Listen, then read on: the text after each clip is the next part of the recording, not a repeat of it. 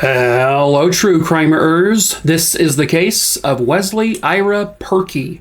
Viewer discretion is advised.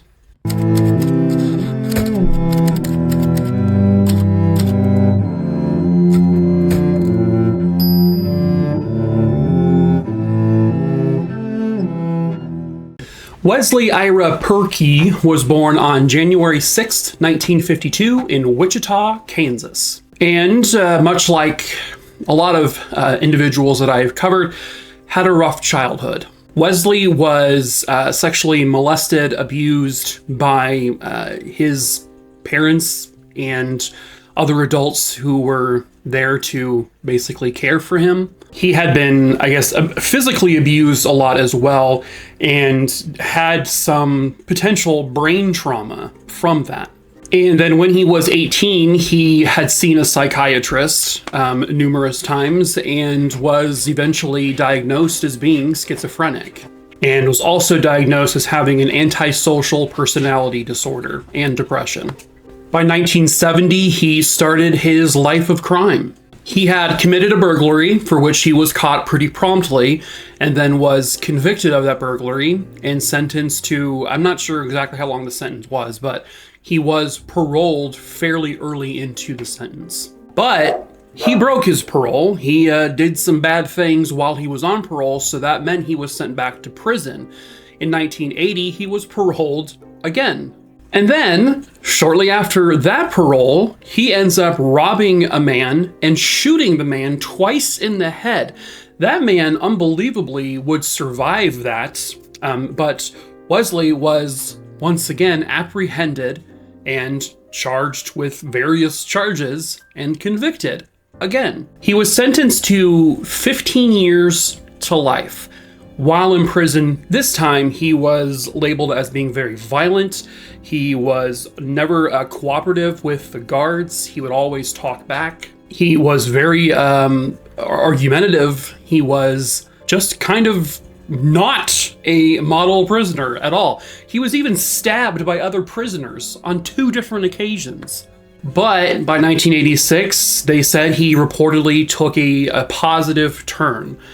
He had started doing Alcoholics Anonymous in prison. He got his associate's degree in literature. He was working in prison and was doing well in all regards. In 1996, after years now of repeated good behavior, he was up for a possibility of parole, early. And they had his victim, the guy who survived being shot twice in the head, he went to the parole hearing and said, this guy should never be out. Like, he should spend the rest of his life in jail. But he also had people testify on his behalf at the parole hearing. And in 1997, Wesley was, in fact, paroled. He was released again. When he was released, he would move to Lansing, Kansas. Wesley, even though he had reportedly been in recovery in prison, well, once he was out, was immediately back into drugs and alcohol. It was January 22nd, 1998 at this point, and on that day, he basically gets a hold of some cocaine. He does it, and then he also was supposed to be doing a job interview that day for a plumbing company. He did the interview. I don't know how well it went. I can only imagine that it was interesting. So the job interview actually took him to Kansas City, Missouri. And so after the interview, he would then get into his truck and he would just cruise the streets looking for something to do or someone. Unfortunately, it was a someone. Jennifer Long was born on December 22nd, 1981. At the time of the story, she was a sophomore at Van Horn High School. On that January 22nd day in 1998, she had, left school a little bit early and was excited because that exact day, later on that afternoon, she was going to be taking her driver's test. Her stepdad was gonna, take her to go do it, and she was just absolutely so excited to finally, get her license. But unfortunately for Jennifer, Wesley Purkey was cruising the streets the exact time she had been walking home from school. Reportedly, he would pull his truck up next to her because she was walking alone. There was no one else in sight. And he rolled down the window and started to talk to her. According to him later on, he said that he told her that he asked her if she wanted to go to a party. And she said, yeah, cool, of course. So they went to go pick up some alcohol. But then at some point, Jennifer told him, you know what, I actually just want to go home. I don't know who you are. I don't know what this is. Can you just let me go or let me get out? I'll go home or whatever the case may be. He said no. He took out a boning knife that he had in his truck and he pointed the boning knife at her and basically at that point told her that,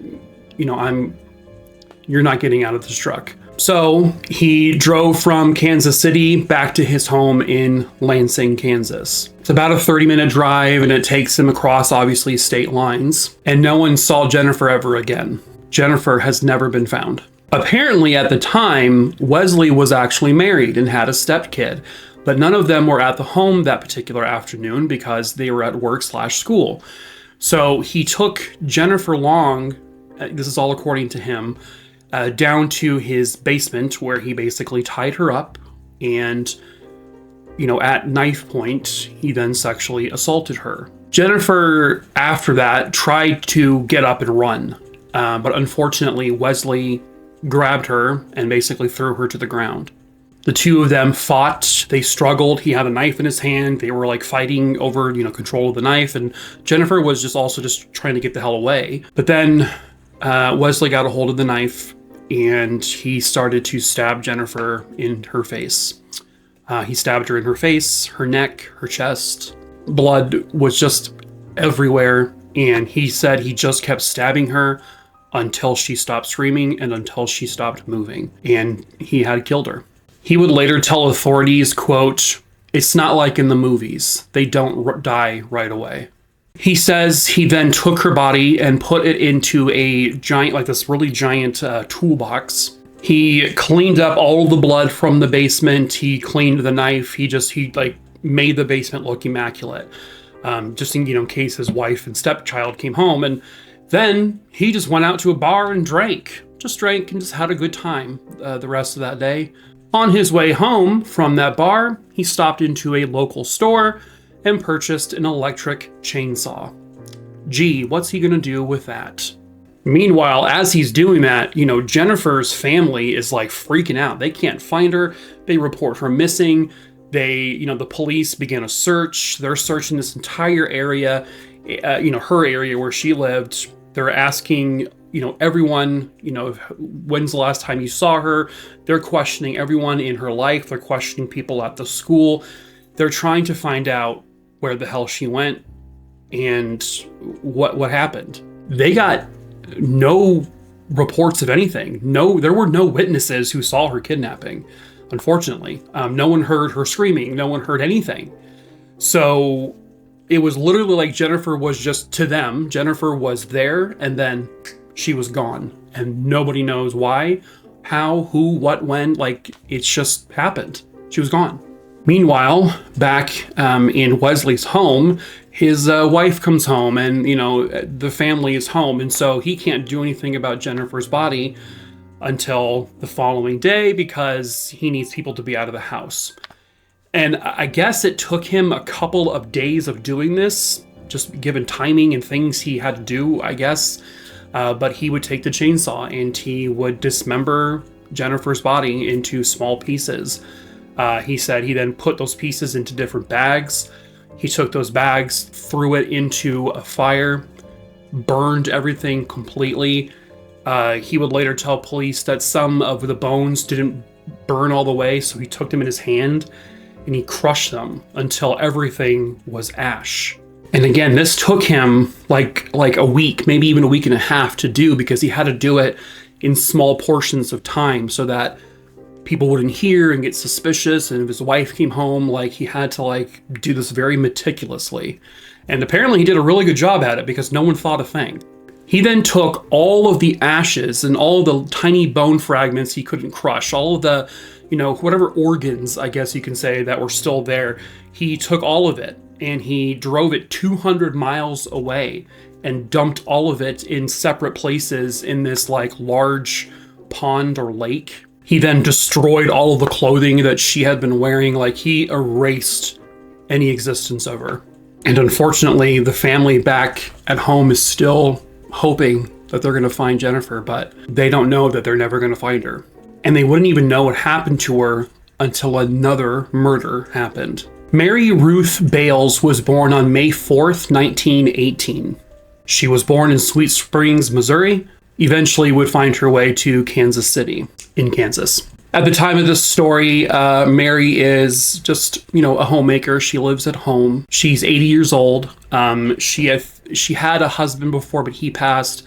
And I believe she had 2 sons, but one of them passed away kind of early on. But through her 2 sons, she would end up having 9 grandkids, and then later 15 great-grandchildren. She, at the time of the story as well, unfortunately was suffering from polio. She could barely walk on her own. If she did, she had to use like a walker or a cane. Well, on October 26, 1998, Mary would call for a plumber because she had a leaky faucet. Well, now at this point, unfortunately, Wesley was working at the plumbing company that she called. He was the one dispatched to her home. Now, allegedly, when he got there and began to work, he said that there is a part that would be needed to fix this. That part would cost about $70. And so she gave him $70. And he said, okay, I'm going to go and get the part I need. But he didn't do that, actually. He actually went and spent that $70 on a prostitute. He and the sex worker did some cocaine in a hotel room that night, and they slept overnight in the hotel. He and this woman then get back into his truck the following morning. They drive back to Mary Bales' home, where he makes the woman wait in the car. He takes his toolbox inside the house, where he saw Mary in her bedroom, lying on her bed. It's not 100% known why he did this. It's believed that he would obviously be found out that he didn't spend the $70 on the part he needed. And, maybe Mary would rat him out to his employer and maybe he would lose his job. They don't really know 100% for sure. But he walks into the house where Mary is in her bed. He takes a claw hammer and he just begins to bludgeon her. He just, out of nowhere, just takes a hammer and starts beating her across her head. Apparently, she did try to fight back, but she was really weak, because she had polio and she really couldn't move very well. And he just kept just hitting her across her head until there was just blood everywhere and she stopped moving. And he hit her so bad she had fallen onto the floor. And then he just left her on the floor, just sitting there. And at this point, she was deceased. He then got the sex worker from his truck, brought her inside, and the two of them, had sex and did more drugs, drank alcohol in Mary's home. They rummaged through her cabinet, refrigerator, they ate her food. He then rummaged through Mary's purse and stole whatever money she had in there. And then the following day, he had left to go purchase some gasoline cans to fill up with gas. He then gets back to the house and goes through her backyard, Mary's backyard, but a neighbor sees him, and a neighbor was concerned because they hadn't seen or heard from Mary, even after knocking on her door, and so they called police once they saw this man in her backyard. Police arrive, and he was still in the backyard, Wesley. When police, they cuff him, they go inside the home, and that's when they find her body that had been just bludgeoned to death. And so, essentially he would say, yeah, I did that. So they charged him with Mary's murder. And then about 2 months later, while in custody, he asked if he could speak to police in Kansas City, Missouri, because he said he had information about a missing girl from that area, about Jennifer Long. Wesley wanted to strike a deal with the feds because this was an across state lines crime with Jennifer Long. It would be a that one would be a federal crime, whereas the murder of Mary was not. He apparently wanted to serve his sentences in a federal prison for whatever reason. So he told them, listen, if I give you the information about Jennifer Long and her disappearance, I want to make sure that I serve my time in federal prison. He took them to the home where the murder happened of Jennifer. He then brought them to the area where he said he discarded her remains and her destroyed clothing and all that.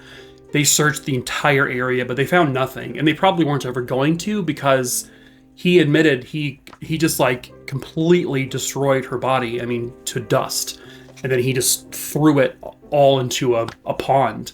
And there was just no way they were ever going to find her. So he would end up pleading guilty to the murder of Mary Bales. In his plea thing, he said he thinks his wife had poisoned his cocaine with rat poison for up to a year or so prior to her murder, to Mary's murder. And he said that destroyed his brain and I guess made him a different person.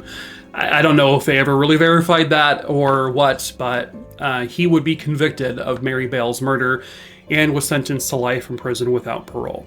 Then he got federal charges for the kidnapping, sexual assault, and murder of 16-year-old Jennifer Long. So in November of 2003, he went to trial, and they found him guilty of all charges. And Wesley Ira Purkey was sentenced to death. So he was on federal death row, and I guess at one point the death sentence in that regard they'd done away with it, but then they brought it back. He had a couple of dates scheduled, but then he won appeals or something like that. Then they set a new execution date for July of 2020. But then he was given a stay of execution momentarily because there were claims that he had dementia. His lawyers also would say he had Alzheimer's disease, and you can't execute someone with Alzheimer's disease. But then on July 16th, 2020, the United States Supreme Court ruled 5-4 that the execution would go on as scheduled. So on July 16th, 2020, he was set to be executed by lethal injection. And they strapped him to the bed, and at 8:19 a.m. that morning, he was executed.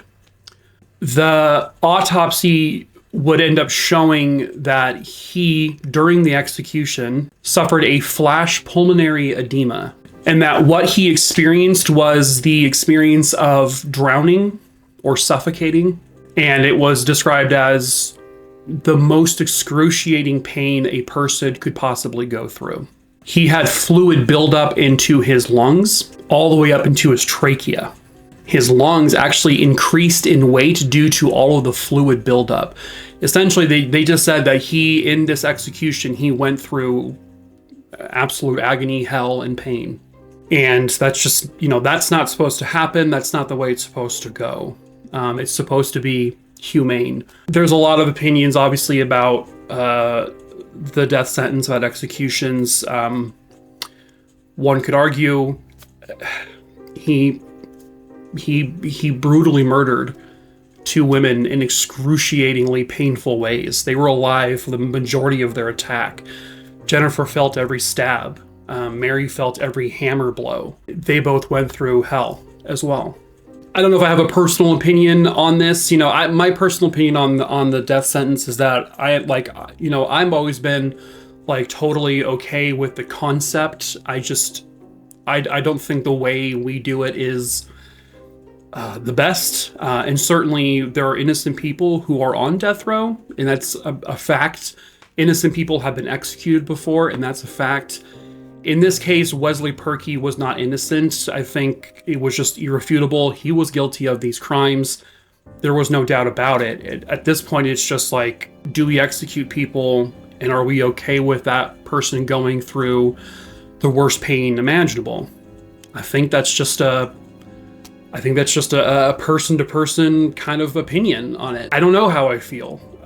He put two people through hell, and I kind of feel like he deserved to go through hell as well. I don't know. I don't feel right about saying that. I don't feel moral. I don't know. It makes you think. It makes you wonder, is this okay? I think it's not okay that a person, suffered the way he did, but he also made two people suffer excruciatingly. So it's like, ugh, I don't know. But you know what? At least Mary and Jennifer, they were both very lovely people, both at opposite ends of life. Jennifer had just started her life. Mary still had some time to go. She was a beloved grandma, Jennifer was a well-loved student. She was a great kid. Both of them just taken from the world in such brutal ways. And at the very least, both of them got their justice, and their killer cannot hurt anyone ever again. But that is it for this case, True Crime-eroonies. I hope you found it interesting. As usual, if you have tripped, fallen, and stumbled your way into this video, hello, I'm Mike. I tell true crime stories here, so please feel free to subscribe and like this video. I also tell true crime stories over on TikTok, which you can find in the link tree in the description of this video below if you want to follow me there, if you want to. Next, if there's a case you want me to cover, please just email me, listed below, the name of the person, where it happened, and when it happened, and I will eventually add it to my list, and I'll cover that case at some point. I just can't tell you or promise you when, because I pick my cases I cover at random, and it's about 5,000 names on the list almost. So next, if you want to support me in any way, we do sell merch, t-shirts, hoodies, wine glass. We do ship internationally, and that is also linked in the link tree below. But that is it for this video. True crime, rooney dooney dingleberry dongs. Yup, that's a thing now. I don't think it should be a thing. But anyway, I gotta go now. I got like stuff to do, so. What are you doing? What's your plans? I can't hear you, so just stop. Just stop telling me your plans. Maybe comment your plans. I don't know. Comment your, I don't know. That was a microphone I just hit. Sorry if that scared you. Anyway, goodbye. Always definitely not awkward, Mike. Always definitely not